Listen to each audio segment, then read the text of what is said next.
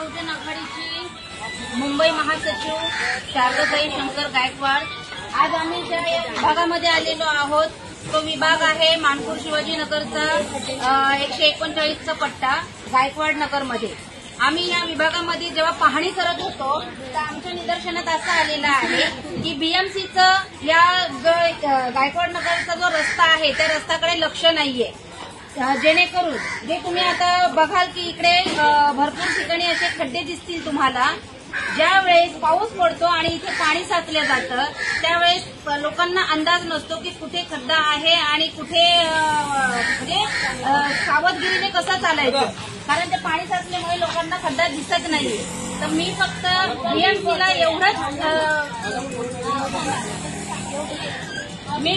एवढंच सांगू इच्छिते की लवकरात लवकर जर हे खड्डे बुजवले गेले नाही किंवा हा जो गायकवाड नगरचा जो एरिया आहे आणि हा जो रस्ता आहे याचा जर लवकरात लवकर काम करून दिलं नाही तर इकडच्या लोकांसोबत एक तीव्र आंदोलन वंचित बहुजन आघाडीच्या वतीने होईल।